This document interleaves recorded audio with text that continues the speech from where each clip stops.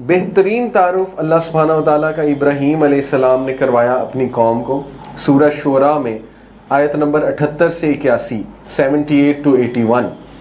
الذی خلقنی فہو یہدین، میرا رب تو وہ ہے، میرا الہ تو وہ ہے جس نے مجھے بنایا، فہو یہدین، اور وہ ہے جو مجھے گائیڈ کرتا ہے۔ ٹھیک ہے، بنا کے چھوڑ نہیں دیا۔ کرسچینٹی کا کنسیپٹ ہے نا، جو آپ کو پتہ ہے تھیزم اور دیزم، یہ دو کنسیپٹس ہیں۔ تھیسٹ ہوتے ہیں جو اللہ گاڈ کو ماننے والے ہیں اور ساتھ میں یہ بھی مانتے ہیں کہ God is in control, God جو ہے وہ کنٹرول اپنا نافذ کر رہا ہے، چلا رہا ہے۔ دیسٹ ہوتے ہیں، وہ کہتے ہیں خدا ہے لیکن خدا نے ہمیں چھوڑ دیا، بس بنایا اور چھوڑ دیا۔ تو زیادہ تر کرسچن دیسٹ ہوتے ہیں، وہ کہتے ہیں کہ بس اللہ نے ہم پہ چھوڑ دیا سب کچھ۔ تو ابراہیم السلام کہتے ہیں نہیں، فہو یہدین، وہ چھوڑتا نہیں ہے، وہ گائیڈ کرتا ہے اور کرتا رہتا ہے۔ کس طرح کرتا ہے؟ سکس سینس کے تھرو، انٹویشن کے تھرو، وحی کے تھرو، نیچرل آبزرویشن کے تھرو، ٹرائلز کے تھرو، اور پھر بھی سمجھنا ہے تو پنشمنٹ کے تھرو۔ 6 طریقے ہیں اللہ کے، ٹھیک ہے، انسان کو اشارے دینے کے۔ انٹویشن کیا ہوتا ہے؟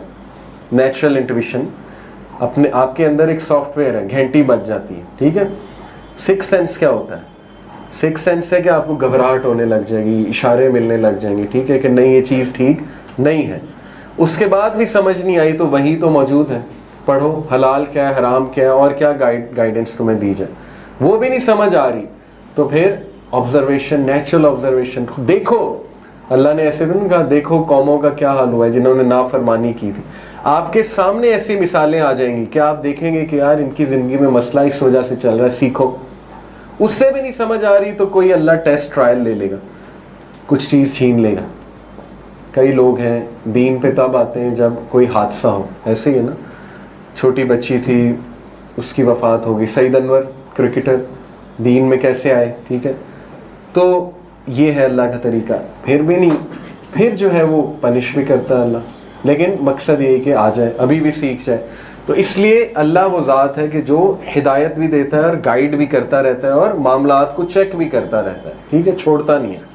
وَالَّذِي هُوَ يُطْعِمُنِي وَيَسْقِينِ، اور وہ ہے جو مجھے یطعمنی کھلاتا ہے، بیوٹیفل، وَيَسْقِينِ، اور پلاتا ہے۔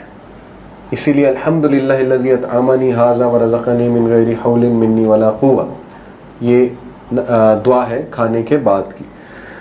اور پھر سبحان اللہ، وَإِذَا مَرِضْتُ فَهُوَ يَشْفِينِ، اور جب میں بیمار ہوتا ہوں تو وہ مجھے شفا دیتا ہے۔ یہاں پہ عقیدے کا ایک پوائنٹ ہے کہ شر کی، برائی کی یا ویکنس کی نسبت اللہ کی طرف نہیں کرنی چاہیے۔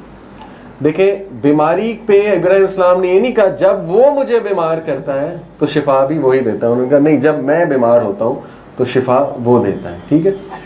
تو وَإِذَا مَرِضْتُ فَهُوَ يَشْفِينِ، یہ آیت تو ہاسپٹلز میں بھی لگی ہوتی ہے۔